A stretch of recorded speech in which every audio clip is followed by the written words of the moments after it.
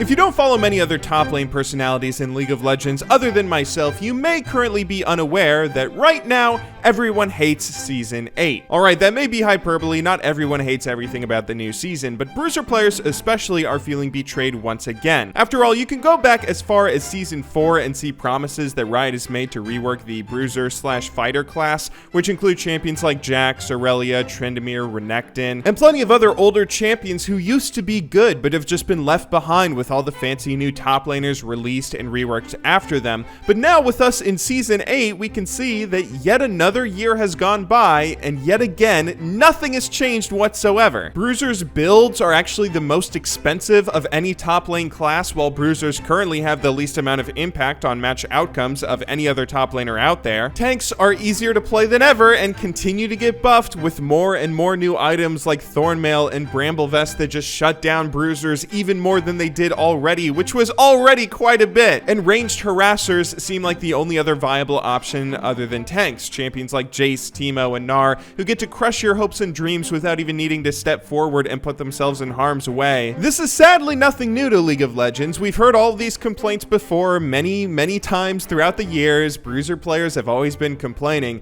but oddly enough, there is one big exception to this rule.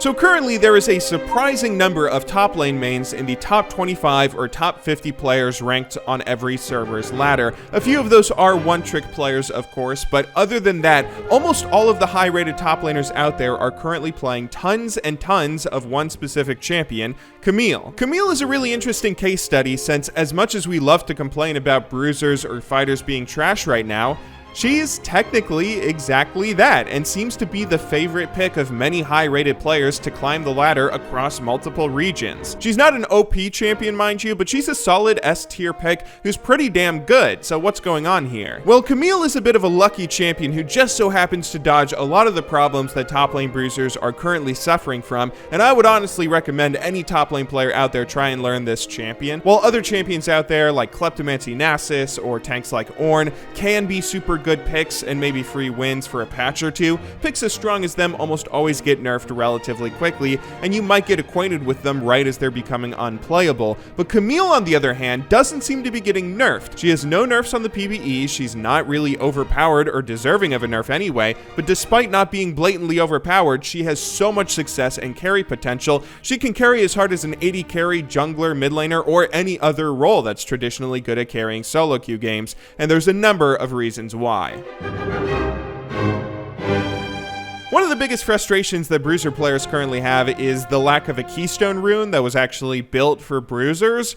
Riot kind of forgot to give us a Keystone in the new rune system. Rather than having Keystone runes built specifically for fighters like Jax, Aurelia, or Renekton, most of these champions are struggling to find ways to implement other Keystones into their kit. Keystones that really weren't meant to be played by them, but hey, you have to find something that works. This experimentation and lack of a Bruiser Keystone has gotten so bad that at one point, Tryndamere was taking Electrocute mostly during a brief period of time on a certain patch. The issue is that most of these champions used to take Fervor of Battle in the old Keystone Mastery system, which was kind of replaced by Press the Attack in the Keystone Rune system, but Press the Attack is so awful on melee champions since it's so difficult to commit to a fight where you proc it and get significant damage off with it, and if you're committing to that kind of fight anyway, you're probably already so far ahead that you're gonna win it with or without your Keystone. Now it feels like there's a huge number of just lost champions who are trying to figure out a way to make unsealed spellbook work because they actually can't use anything else effectively. But Camille, on the other hand, lucked out here. She has a beautiful natural synergy with the Keystone rune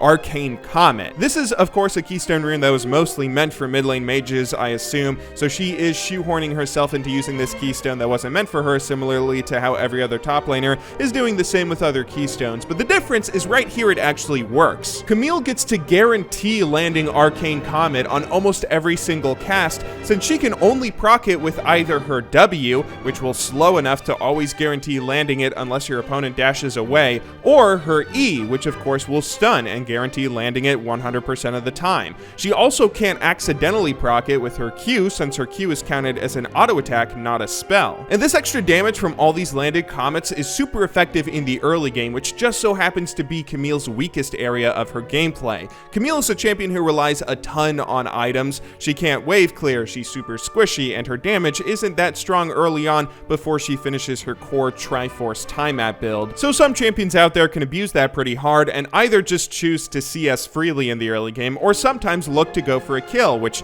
they're always going to be looking to do one of those two things, since if they're smart, they know this is Camille's big weak point and where you can beat her. The damage you get from Arcane Comet, though, slowly allows her to poke down her opponent a lot more than she normally would have. The damage that you get from this is pretty ridiculous, and through just spamming your W, you'll be allowed to control your opponent's health pool, prevent engages, and have a much easier time laning throughout the entire early game. Camille can still win lane if she has a lead, and in certain matchups she can do well. She's not useless early on, but that's not really where her strengths lie. One of the largest issues that top laners have when it comes to impacting games overall is just showing up to important objectives. Dragon is all the way on the other side of the map, while your bot lane, who might decide the game either by getting fed or feeding themselves, is even further away from you. And while other roles like jungle or mid lane can roam all around the map and help multiple teammates if they start to slip up, you're at the mercy of your teleport, where if it's on cooldown, tough luck. The reason it's so difficult to roam from top lane, though, isn't just about the distance, it's also about needing to be able to guarantee getting a kill for your roam. You're so far away from your lane when you want to go back that if you roam away and you're not getting a kill, not getting a dragon, or not taking a tower for your efforts, then you're likely giving up your lane, you're letting your opponent free farm, take the tower possibly, and build up a big gold lead against you. Most champions struggle with roaming then because their kits likely don't have enough resources to guarantee successful teleports or successful roams. Like, it's pretty easy to kite a Jack's leap strike and make him waste his teleport or waste time roaming. Even if you're kind of overextended yourself, he's just an easy champion to get away from, and most other top laners are the same way. They just don't have the resources to lock champions down.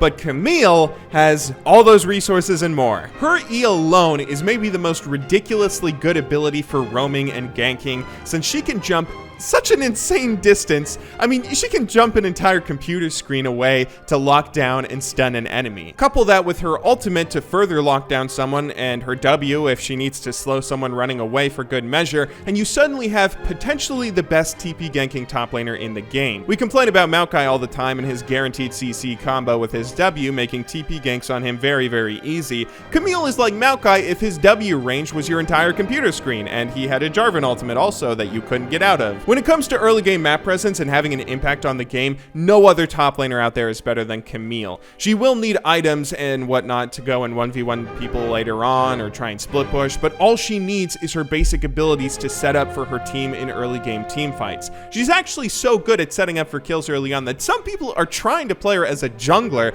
just for the ganking potential. I mean, she certainly has to have one of the worst clear times in the early game, but just her ganking potential apparently makes her a viable jungle too. However, it should be noted here that Camille is not necessarily an easy champion to play. I would say that Camille is actually kind of like a Riven 2.0 kind of champion, which sounds ridiculous, but try and follow my logic here. Riven is a champion who rewards the most skilled players out there with a super high skill ceiling and tons of mechanics that only the quickest and most mechanical players out there can abuse, where if you don't have that skill to play her effectively, you're probably going to be a big detriment to your team that might cause your team to lose the game more so than anything. Camille doesn't have the same fancy animation canceling mechanics that Riven has, of course, but instead she has a ton of map awareness and macro mechanics required to play her well. To play Camille, you have to know when to TP gank, when to roam, when to stay top lane and just push your lane out, when it's okay to abuse the fact that your Q does work on towers so you can split push bot lane, but when you should also leave that split push because there's going to be a team fight in the next 60 seconds that you need to group with your team for. She does have a few tiny mechanics in her kit like time at canceling and WEing, but it's really the map awareness stuff that allows higher rated players to have so much success with her, while lower rated players actually struggle a lot to make her work. The lower rated you are, the tougher it will be for you to pick up and play Camille and have immediate success with her, because she's not a champion that is a super easy face roll kind of champion like some other top laners like maybe Teemo or Maokai are. She's a champion that actually has a very difficult laning phase. Most of the easy champions you recommend for lower rated players are champions like Teemo or Maokai, because they get to win lane very easily and then affect the game in the late game with either split pushing or team fighting or whatever, but they get to build off of a lead with kind of infinite scaling in that kind of way. Now, Camille might actually have the best scaling of any champion in all of League of Legends, but she has a much tougher time in laning phase, and she's much better if you can roam around and pick up kills and get leads for yourself and your team all over the map, rather than just going and trying to non-stop 1v1 people top lane the way that you do with other top lane champions. So if you're not super experienced with map presence and roaming and everything, you're going to have a much tougher time playing her. You can see a lot of lower rated players have just kind of given up. The lower rating you go, the less and less Camille is played, and the less and less success that people have with Camille. She's someone that you really have to put a bit of time into to understanding how she works, where her weaknesses lie, where her strengths lie, and then you can start abusing her for a bunch of free wins in solo queue. But she is worth the time it takes to learn though, and is honestly maybe the most exciting thing that top laners have seen in League of Legends in quite a while. I mean, not only is she a bruiser or fighter champion who's actually good for once, but she can affect a game maybe the same amount that an AD carry can, or a jungler or a mid laner. That is not something we've seen top lane in a very, very long time. Speaking of other roles, it's important to note here that that's another reason why Camille can work so well currently. There's a lot of champions out there that might be stomping games, fed AD carries or fed mid laners or fed carry junglers, and whatever it is in the meta, they can often seem like they're deciding matches. But Camille is a great counter to those champions, since with a good E and ultimate, she can lock them down, help her team finish them off very quickly before they blow up the rest of your team, and then win a team fight that you otherwise wouldn't have been able to win on another diving champion top lane. She really seems like she lucked into the meta in a way that no other bruiser has been able to do in a very long time, which is why she's now maybe the last good bruiser. I would suggest you exercise caution if you want to try learning her yourself. Judging by some of the comments in my YouTube videos, some of you might not be skilled enough to use her right away. Again, higher rated players can do so well with her because they have good map awareness and good skill with the roaming, so if you want to play her yourself, that's where your focus should really try and be.